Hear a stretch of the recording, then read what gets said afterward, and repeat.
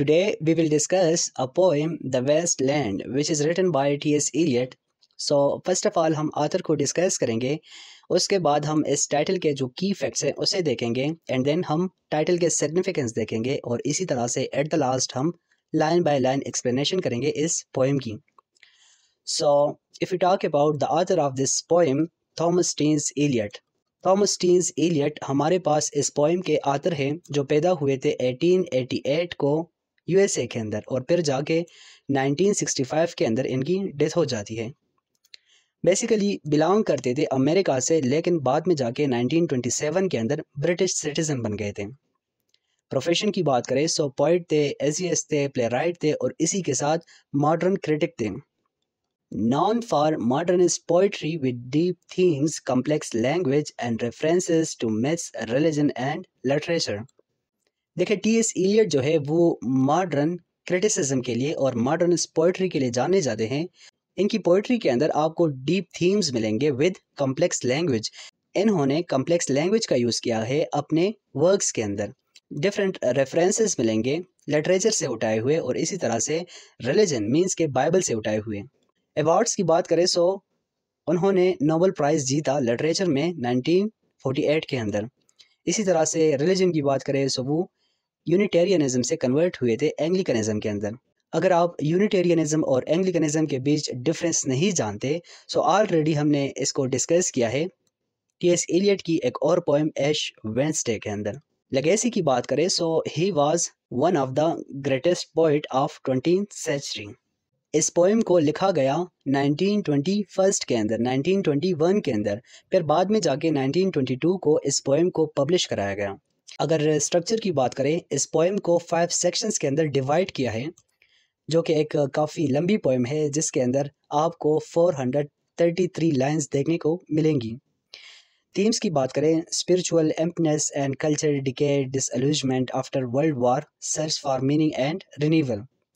इस पोएम के अंदर आपको मॉडर्न सोसाइटी में जो कुछ हो रहा है और इस पोएम के अंदर आपको ये दिखाया जाएगा कि किस तरह से मॉडर्न सोसाइटी के जो लोग हैं वो उनकी जो ज़मीर है वो मर चुके हैं और वो अंदर से बिल्कुल खोखले हो चुके हैं. वो सिर्फ नाम की मोहब्बत बाकी रह गई उनमें और कुछ भी इस तरह से बाकी नहीं रहा.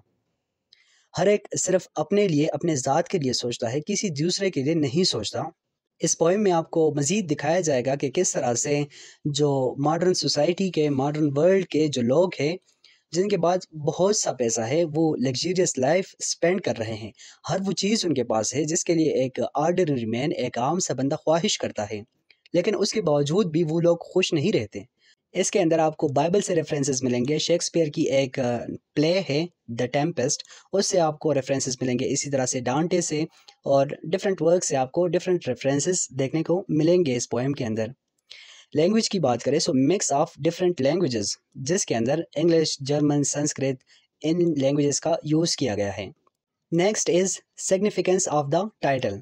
देखिए जो टाइटल है इस पोएम का द वेस्ट लैंड, वो ये रिप्रेजेंट कर रहा है कि किस तरह से इंडस्ट्रियलाइजेशन के बाद मॉडर्न सोसाइटी के अंदर जो लोग हैं उनके दिल जो है वो बंजर हो चुके हैं. उनकी जो सोसाइटी है वो इस तरह है जैसे कि वेस्ट लैंड होती है, एक बंजर ज़मीन होती है जिस पर ना कोई फूल उगते हैं, ना कोई सब्ज़ा उगता है और ना वो किसी को कुछ रिलीफ प्रोवाइड कर सकते हैं, किसी की कुछ मदद कर सकते हैं, किसी के कुछ काम आ सकते हैं. So the waste land represent कर रहा है यहाँ पर उस सोसाइटी को, उस मॉडर्न सोसाइटी को जहाँ पर लोग सिर्फ और सिर्फ अपने लिए जीते हैं, ना कि दूसरे के लिए. और जो लोग अपने लिए जीते हैं सो वो भी वहाँ पर खुश नहीं होते. यहाँ पर आपको एक शॉर्ट सी समरी देखने को मिलेगी, सो आप इसे खुद देख लें. सो अब हम डिस्कस करते हैं इस पोएम का पहला सेक्शन. देखिए हमने ऑलरेडी डिस्कस किया कि हमारे पास इस पोएम के 5 सेक्शन है, 5 डिफरेंट पार्ट्स के अंदर इस पोएम को डिवाइड किया गया है. So the first section is the burial of the dead. देखिए हमने बताया था कि इस पोएम को वर्ल्ड वॉर फर्स्ट के बाद लिखा गया. अब ये पोएम उसी वर्ल्ड वॉर फर्स्ट के ऊपर लिखी गई है. अब ऐसा नहीं है कि टी.एस. एलियट ने डायरेक्ट रिलेशन बताया है इसमें कि हाँ भाई मैं यहाँ पर खड़ा हूँ और उधर से टैंक आई, उसने मुझे शूट किया, यहाँ से फायर हुई, इतने ज़ख्म हुए, इतनी तबाही मची. ऐसा कोई भी सीन नहीं है. इस पोएम के अंदर आपको इनडायरेक्ट रिलेशन मिलेगी. इस पोएम के अंदर हर एक लाइन में, हर एक लाइन के हर एक कोट में, हर एक कोट के हर एक कोने में किसी न किसी अंदाज से, किसी न किसी जाविये से आपको कोई ना कोई रिलेशन मिलेगी टुवर्ड्स वर्ल्ड वार फर्स्ट। देखिए, इस पोएम में आपको एक एपिग्राफ देखने को मिलेगा जो कि लैटिन में लिखा गया है। अब देखिए, एपिग्राफ कहते हैं किसी भी वर्क से पहले, या किसी भी नावल, किसी भी ड्रामा, किसी भी पोइट्री को कुछ भी हो, उससे पहले कोई आथर किसी दूसरे आथर का कोट यूज़ करे, कोई लाइंस लिखे ओपनिंग पॉइंट पर उस वर्क के फ्रंट पेज पर, सो वो हमारा हो जाता है एपिग्राफ। सो ये एपिग्राफ हमारे पास लैटिन के अंदर लिखा गया है और इसके अंदर बताया गया है कि ग्रीक मैथोलॉजी के अंदर एक कैरेक्टर होता था साइबलम। अब साइबलम एक कैरेक्टर था जो एक लड़की थी, उसे गॉड की तरफ से बहुत से गिफ्ट मिले और उसने बहुत कुछ मांगा, लेकिन वो जवानी मांगना भूल गई। फिर बाद में जाके उसे एक केज के अंदर कैद किया गया, एज अ प्रिजनर उसे लिया गया। सो उस वक्त उससे पूछा गया कि तुम क्या चाहती हो। सो उसने कहा, उसने मौत का इजहार किया, उसने डेथ का इजहार किया कि मैं जीना नहीं चाहती, मैं मरना चाहती हूँ, बिकॉज बुढ़ापा बहुत तकलीफ दे है। सो इन ही लाइन्स के अंदर यही बात की गई है। स्टार्ट करते हैं पहले पार्ट को। April is the cruellest month, breeding lilacs out of the dead land, mixing memory and desire, stirring dull roots with spring rain. अब यहाँ पर टी.एस. एलियट अप्रैल के महीने को, अप्रैल के मंथ को क्रूएलेस्ट मंथ कह रहे हैं। क्यों? अब हम आगे समझेंगे। Breeding lilacs out of the dead land, क्योंकि इसके अंदर जो लिलिक्स एक फूल है, वो खिलता है, वो उगता है, वो डेड लैंड से, ज़मीन से, बंजर ज़मीन से बाहर होके आता है। सो इसीलिए अप्रैल हमारे पास क्रूएलेस्ट मंथ है। Mixing memory and desire. अब अप्रैल के महीने में तो बहार आती है, सो फिर टी.एस. एलियट ने अप्रैल के महीने को क्यों क्रूएलेस्ट मंथ कहा है? सो इसकी वजह ये है, और इसकी जो इन डेप्थ मीनिंग है वो ये है कि अप्रैल जब आती है सो अपने साथ स्प्रिंग लेके आती है, और स्प्रिंग के साथ बारिशें होती है, और बारिशें होने के साथ जो बंजर ज़मीन होती है, वहाँ पर जो सीड, जो बीज दबे होते हैं, वो उग कर खिल जाते हैं। और जब किसी चीज़ के अंदर जान होती है, वो जिंदा होता है, उसे ज़िंदगी मिल जाती है। सो उसकी memory, memory mean past and desire mean future. So उसके बहुत से ख्वाहिशात, डिज़ायर्स, मेमोरीज और उसके साथ बहुत कुछ जुड़ जाते हैं। बहुत सी चीज़ों को अवॉइड करना पड़ता है, बहुत सी चीज़ों से दूर होना चाहता है। अब ऑब्वियसली जिसके पास जान होगी, जो चीज़ ज़िंदा होगी, सो उसे बहुत से ट्रबल फेस करने होंगे, बहुत सी मुश्किलातों से गुजरना होगा। सो इसीलिए टी.एस. एलियट यहाँ पर अप्रैल को क्रूएलेस्ट मंथ कह रहे हैं। Winter kept us warm, covering earth in forgetful snow, feeding a little life with dry tubers. अब यहाँ पर कह रहे हैं कि विंटर हमें गर्म रखती है। विंटर के अंदर जो ज़मीन होती है वो बर्फ़ से ढकी होती है, और विंटर के अंदर जो जड़ें होती है पौधों की, उन्हें सिर्फ इतना पानी मिलता है ताकि वो ज़िंदा रख सकें। अब यहाँ पर इससे क्या मुराद कि विंटर, विंटर तो हमें गर्म नहीं रखती। अब यहाँ पे टी.एस. एलियट उस दौर की बात कर रहे हैं, इंडस्ट्रियलाइजेशन से पहले की दौर की बात कर रहे हैं, कि वो वक्त जिसके अंदर इंसानों को सिर्फ 2 वक्त की रोटी मिल जाया करती थी, तो वो टाइम अच्छा था। उस टाइम में हम खुश रहते थे। वार्म मीन खुश रहते थे। वो टाइम लोगों के लिए अच्छा था। उस टाइम में लोग एक दूसरे की मदद करते थे, लोगों का ज़मीर जिंदा था, लोगों के दिलों में एक दूसरे के लिए मोहब्बत थी। Little life with dry tubers. अब इंडस्ट्रियलाइजेशन नहीं थी, ज़मीन के ऊपर क्या थी? बर्फ़ थी, बर्फ़ से ढकी हुई थी, एक चादर थी। मीन्स के ज़मीन के ऊपर हर चीज़ नेचुरल थी, कोई भी इंडस्ट्रियलाइजेशन, फैक्ट्रीज वगैरह नहीं थी। सो उसी टाइम लोगों को एक दूसरे का ख्याल था। ऐसा ना था कि मॉडर्न सोसाइटी की तरह हर एक अपने लिए सिर्फ सोच रहा। इसीलिए यहाँ पर कह रहे हैं कि विंटर केप्ट अस वार्म। वो दौर, इंडस्ट्रियलाइजेशन से पहले का दौर, हमें वार्म रखता, हमें खुश रखता। विंटर मीन्स नेचर, जहाँ पर कोई भी फैक्ट्रीज और कोई भी इंडस्ट्रियलाइजेशन नहीं थी। Summer surprise us coming over the Starnberg sea. अब कहता है कि समर जो है वो हमें सरप्राइज करती है, और कहाँ से आती है? स्ट्रैंडबर्ग सी। स्ट्रैंडबर्ग सी बेसिकली एक जर्मनी के अंदर एक लेक है, झील है, with a shower of rain, अपने साथ रेन की शावर लाती है। वी स्टॉप्ड इन द कॉलोनेड, हम कॉलोनेड में रुके। अब कॉलोनेड कहते हैं, आपने अक्सर देखा होगा जो रोड होता है या कोई सड़क, कोई राह होती है, उसके साइड में जो कतार में जो पौधे लगे होते हैं, जो ट्रीज होती है, सो उसी को कॉलोनेड कहते हैं। कहते हैं कि जैसी वो शावर आई रेन की, वो बारिश आई, सो हम कहाँ पर रुके? कॉलोनेड के नीचे, उस दरख्तों के नीचे रुके हम। And went on in sunlight into the Hof garden, और जब बारिश थम गई, सनलाइट रोशनी पड़ गई, सो हम कहाँ चले गए? हॉफ गार्डन में। हॉफ गार्डन जर्मनी में एक पब्लिक पार्क है। एंड ड्रैंक कॉफ़ी, और coffee P. And talk for an hour, और कई घंटों तक या एक घंटे तक बातें की। अब इस पार्ट के अंदर हमें टी.एस. इलियट एक सीन दिखाएंगे। इसकी स्टार्टिंग जो लाइंस है ये फ्रेंच में लिखी गई है और मैरी बात कर रही है। मैरी इस सीन के अंदर एक कैरेक्टर है, मैरी, वो ये बात कर रही है कि मैं रशियन नहीं हूँ, मैं प्योर जर्मन हूँ। अब यहाँ पे आइडेंटिटी क्राइसिस के बारे में बताया जा रहा है कि किस तरह से मॉडर्न सोसाइटी के अंदर आफ्टर वर्ल्ड वॉर फर्स्ट किस तरह से लोगों की जो आइडेंटिटी थी वो खो चुके थे। सो अब मेरी बता रही है कि and when we were children, और जब हम बच्चे थे, staying at the archduke's, जो आर्च ड्यूक था, जो घर था उसका, वहाँ पर रह रहे थे। माई कजन्स, मेरे कज़न ने, he took me out on a sled, वो मुझे स्लेड की सवारी के ऊपर ले गया। स्लेड एक व्हीकल होता है जो कि जिसके साथ नीचे पहिए नहीं होते हैं, वो बर्फानी इलाकों में यूज़ करते हैं, ठीक है। अगर पहिए होंगे तो वो नीचे दब जाएंगे, इसलिए स्लेड एक ऐसी चीज़ होती है जो कि नीचे से बिल्कुल हमवार होती है ताकि वो बर्फ़ पर अच्छी तरह से चल सकें। एंड आई वॉज फ्रेटन्ड, और मैं घबराई हुई थी या मैं डरी हुई थी। ही सेड, उसने कहा, मैरी, होल्ड ऑन टाइट, मजबूती से पकड़ो। एंड डाउन वी वेंट, और हम नीचे चले गए। In the mountains there you feel free, पहाड़ों में जहाँ तुम आज़ाद महसूस करोगी। I read much of the night, मैं रातों को पढ़ा करती थी।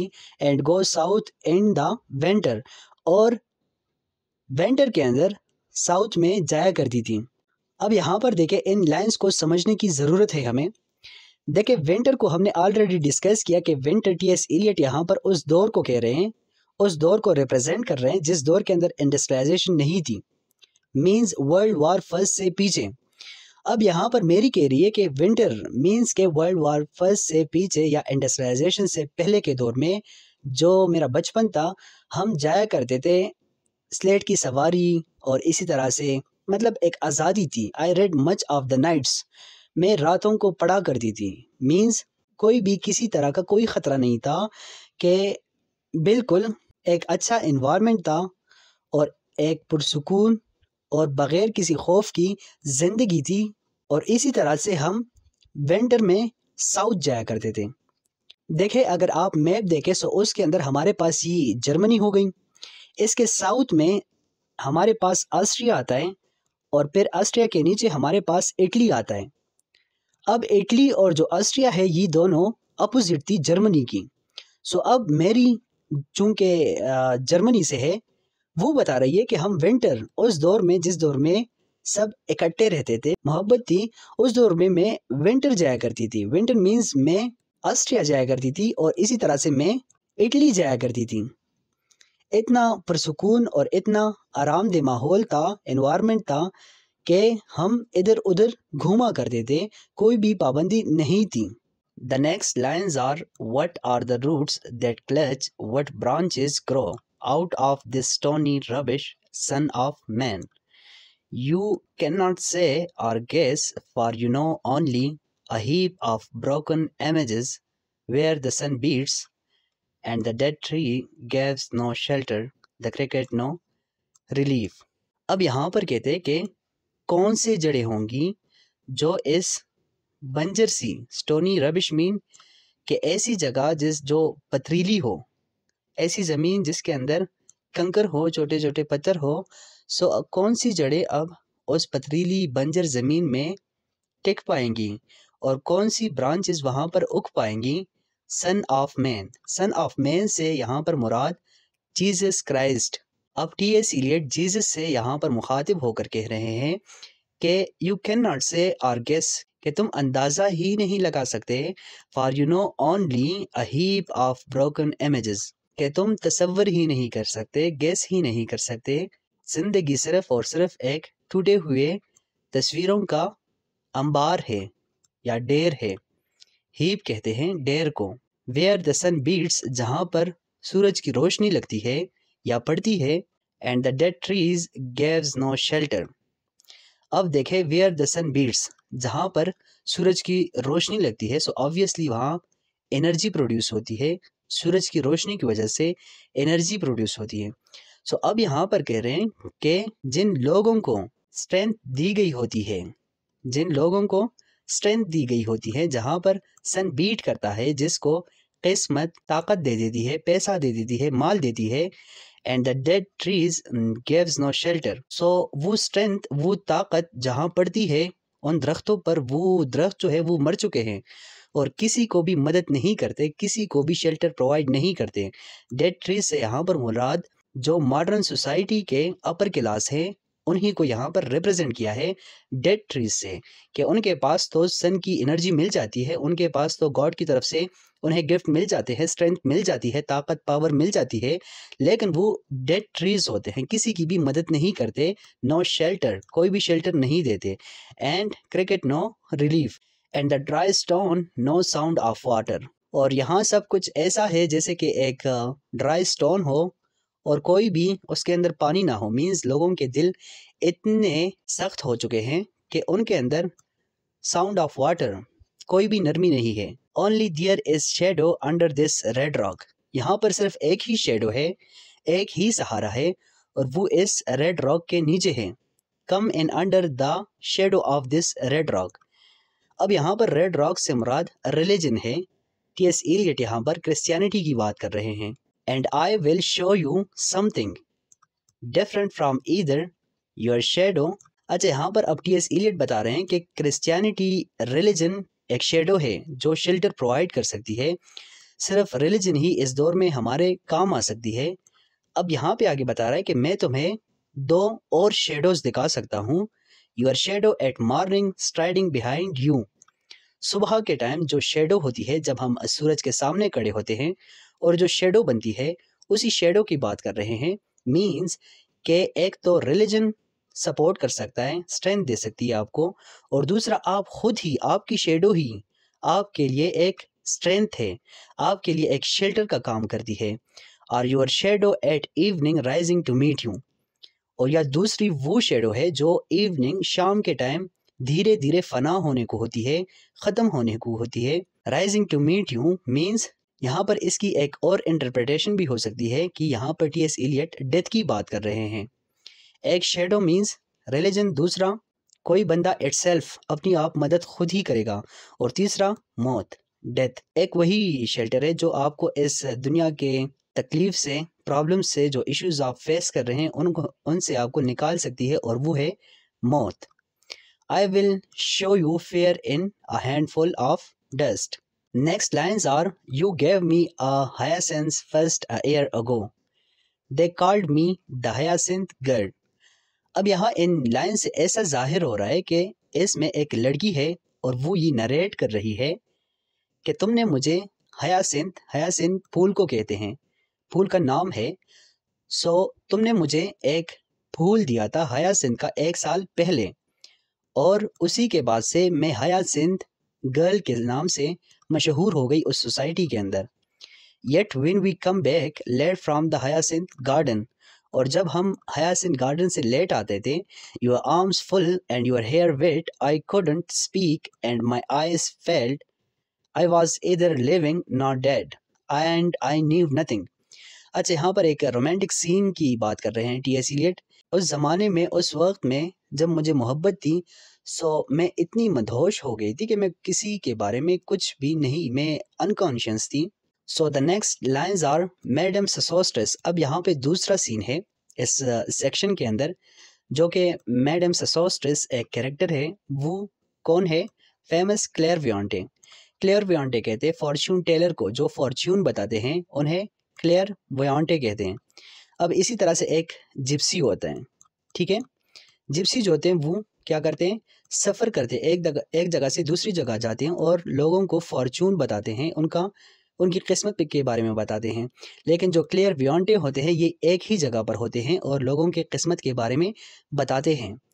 अब मैडम सोसोस्ट्रेस एक फेमस फॉर्चून टेलर है। Had a bad cold nevertheless, उन्हें एक जुकाम है, सख्त जुकाम है। Is known to be the wisest woman in Europe, अब इसके बावजूद भी उसे यूरोप के अंदर अक्लमंद औरत माना जाता है। With a pack of cards, उनके पास कुछ कार्ड्स है। Here said she, is your card, यहाँ पर अब वो बताती है, कहती है क्या ये तुम्हारा कार्ड है। द ड्रॉन पोनेशियन सेलर, वो एक ग्रुप था पोनेशियन सेलर जो डूब गए थे और मर गए थे। अब एक कार्ड है उसके पास जिस कार्ड के ऊपर पोनेशियन सेलर्स है। Those are pearls that were his eyes look, अब ये यहाँ पर शेक्सपियर के वर्क, एक प्ले था उनका द टेम्पेस्ट, उनसे यहाँ पर रेफरेंस ली गई है जिसमें कहते हैं कि मरने के बाद जो या डूबने के बाद इंसान की जो आंखें होती है वो मोतियों की तरह चमकती है। हियर इज बेलाडोना, बेलाडोना एक पेंटिंग है, जिस तरह के मोनालिसा एक फेमस पेंटिंग है जो अभी पेरिस के म्यूजियम में पड़ी है। सो इसी तरह से बेलाडोना भी एक पेंटिंग है जो lady of the rock, Christianity के अंदर एक नोबल पर्सनालिटी है, lady of the rock. The lady of situations, here is the man with 3 steps, and here is the wheel, and here is the one-eyed merchant, and this card, which is blank, is something he carries on his back. अब यहाँ पर वो कुछ cards की बात कर रही है। कौन? मैडम सोसोस्ट्रेस। वो बता रही है कि एक कार्ड है उसके पास जो कि उन सेलर की फ़ोटो उस पर लगी है जो पोनेशियन सेलर से जो डूब गए थे। दूसरा कार्ड उसके पास है बेलाडोना का, बेलाडोना की तस्वीर है उसके ऊपर। तीसरा कार्ड उसके पास है एक बंदा है जिसके पास 3 स्टेव्स हैं, और इसी तरह से एक मर्चेंट की कार्ड है, और इसी तरह से एक कार्ड खाली है। सो यहाँ पर नेक्स्ट वो बता रही है कि which I am forgetting to see, I do not find the hanged man.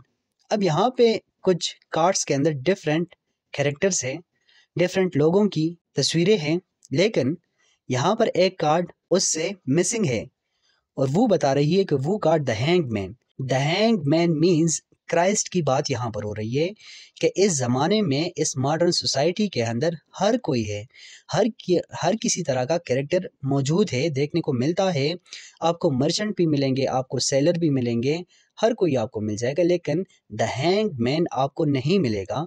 Means the hanged man की तरह, क्राइस्ट की तरह जो पर्सनालिटी थी या उनका जो फेथ था वो आपको इस मॉडर्न सोसाइटी के अंदर नहीं मिलेगा। सिंपल यहाँ पर इससे मुराद कि आपको कोई भी नेक बंदा यहाँ पर इस सोसाइटी के अंदर नहीं मिलेगा। Fear death by water, I see crowds of people walking around in a ring, thank you if you see dear Mrs एक्वांटे, tell her I bring the horoscope myself, one must be so careful these days. अब यहाँ पर वो कह रही है कि I see crowd of people, मैं लोगों का हुजूम देखती हूँ जो सर्कल में घूमते रहते हैं, एक रिंग में घूमते रहते हैं। इससे मुराद कि इस मॉडर्न सोसाइटी के जो लोग हैं वो घूमते रहते हैं। कैसे घूमते रहते हैं? सुबह उठते हैं, चाय नाश्ता करते हैं, इसी तरह से वो ऑफिस जाते हैं, ऑफिस से तक कर फिर वापस आते हैं, आराम करते हैं, फिर दूसरी सुबह फिर चले जाते हैं, अब नई काम में मगन रहते हैं और इसी साइकिल को वो बरकरार रहते हैं और आखिरकार वो मर जाते हैं। अब यहाँ पर नीचे वो कह रही है कि अगर तुमने किसको देखा? मिसेस एक्वांटे को, कि उसे बताओ कि मैं तुम्हारे पास आऊँगा तुम्हारा फॉर्चून बताने के लिए। अपना होरोस्कोप वो आला होता है जिससे वो स्टार्स की मदद से और इस तरह से डेट ऑफ बर्थ इससे आपको फॉर्चून बताती हैं। सो उस आले को होरोस्कोप कहते हैं। अब यहाँ पर लास्ट लाइन में वो कह रही one must be so careful this days. अब यहाँ पर वो बता रही है कि इन दिनों हमें एहतियात करना चाहिए, इन दिनों हमें ज़रा संभल कर रहना चाहिए। क्यों? क्योंकि उसने यहाँ पर ये बात की, एक रियलिटी बताई। आप यूँ भी कह सकते हैं कि गवर्नमेंट के अगेंस्ट उसने एक रियलिटी बताई कि सब कुछ तो है लेकिन हैंगमैन नहीं है।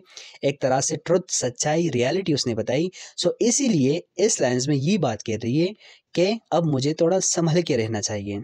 Next lines are unreal city under the brown fog of a winter dawn, a crowd flowed over London Bridge, so many I had not, though death had undone so many. अब यहाँ पर London bridge की बात कर रहे हैं कि वहाँ से हर रोज़ हर सुबह बहुत से लोग गुजरते हैं और बहुत से लोग ऐसे हैं जो मर चुके हैं, लेकिन जो बाद में आने वाले लोग गुजर रहे हैं वो फिर भी नहीं संभलते और अपनी वही डेली रूटीन को बरकरार रखते हैं। Sighs short and infrequent were exhaled and each man fixed his eyes before his feet. अब बता रहे हैं कि इस मॉडर्न सोसाइटी के अंदर जो लोग हैं हर एक बंदा अपनी नज़रें झुकाए हुए हैं अपने कदमों पर। इससे मुराद कि वो इधर उधर लोगों के बारे में नहीं सोच रहे हैं, सिर्फ अपने बारे में सोच रहे हैं, अपने काम में मगन है और किसी के लिए कुछ ख्याल कुछ गुमान उनके दिल में नहीं है। वो सिर्फ और सिर्फ अपनी ज़ात तक ही महदूद है, अपने लिए ही सोच रहे हैं। Eyes before his feet flowed up the hill and down King William Street to where St. Mary Walnut gave the horse with a dead sound on the final stroke of 9।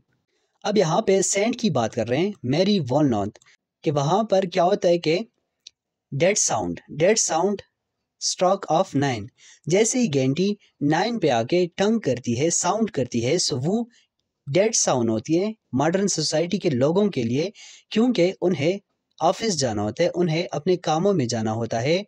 सो वो साउंड जब 9 को cross करती है, 9 पर आके sound करती है, सो वो लोगों के लिए डेड साउंड होती है। डियर आई सा वन आई न्यू, यहाँ पर मैंने एक बंदे को देखा, एक ऐसे बंदे के साथ मेरी मुलाकात हुई जिसे मैं जानता था। एंड स्टॉप्ड हिम, और उसे रोका, क्राइंग, चीखता हुआ या चिल्लाते हुए। स्टेटसन, अब ये उस बंदे का नाम है जिससे नरेटर मिला। नरेटर इस वक्त हमारे पास टी.एस. इलियट खुद है, ठीक है। सो उसने चीखते या रोते हुए उस बंदे से पूछा, उस बंदे को रोका और कहा, Stetson you who were with me in the ships at Mylae. अब माइल एक वार थी, ठीक है, जिसमें बहुत सा ब्लड शेड हुआ था। सो अब नरेटर स्टेटसन से मुखातिब होकर कह रहे हैं कि तुम वही हो जो मेरे साथ माइल की जंग पर मिले थे। That corpse you planted last year in your garden, वो बीज जो तुमने बोए थे पिछले साल अपने गार्डन में। Has it begun to sprout, will it bloom this year, or has the sudden frost disturbed its bed? Oh, keep the dog far hence that friends to men, or with his nails he will dig it up again। अब यहाँ पर आप गौर करें, सो cops जो बीज की या जो फसल की स्पेलिंग होती है वो CROPS होती है, और यहाँ पर जो स्पेलिंग है वो मुर्दों वाली स्पेलिंग है, मीन्स कॉर्प्स मुर्दों को कहते हैं। सो यहाँ पर ही कह रहे हैं, टी.एस. इलियट कह रहे हैं, उस बंदे से मुखातिब होकर कह रहे हैं कि जो पिछले साल तुमने माइल की वार में, माइल की जंग में जो मुर्दे तुमने दफनाए थे या जो ब्लड शेडिंग तुमने की थी, जिन लोगों को तुमने कत्ल किया था, has it begun to sprout, will it bloom this year, क्या वो उग चुके हैं या क्या वो इस साल खिलेंगे। अब इससे मुराद के जो कुछ तुमने किया था या जो गुनाह तुमने किए थे या जिन लोगों का दिल तुमने दुखाया था, तो क्या उसका सिला तुम्हें मिला है, क्या तुम्हें कुछ मिला है उसके बदले में, या कोई खुशी तुम्हें मिली है। और has the sudden Frost disturb it's bed, अब डिस्टर्ब इट्स बेड से यहाँ पर मुराद कि जो तुम्हारा गार्डन था उसे डिस्टर्ब मीन्स तुमने तो अपनी अच्छाई के लिए, अपनी भलाई के लिए, अपनी ज़ात को मद्देनज़र रख के उनको मारा था, अपनी खुशी के लिए उनको मारा था। तो क्या वो अब बदले में कुछ तुम्हें देंगे या नहीं, या किसी वजह से या किसी चीज़ से तुम्हारा जो गार्डन है वो डिस्टर्ब तो नहीं हो गया, जो मुर्दे तुमने गाड़े थे उनके बेड कहीं डिस्टर्ब तो नहीं हो गए। और keep the dog far hence, कुत्तों को इनसे दूर रखा करो। दैट फ्रेंड्स टू मैन, जो कि इंसानों के दोस्त होते हैं। यहाँ पर वो एक तरह से तंज कर रहे हैं, सेटायर का यूज़ कर रहे हैं कि उन लोगों को जिन्हें लोग डॉग समझते हैं उनको उनसे दूर रखो, कहीं ऐसा ना हो कि तुम्हारे पिछले गुनाह तुम्हारे फ्यूचर में तुम्हारी बर्बादी का सबब बने।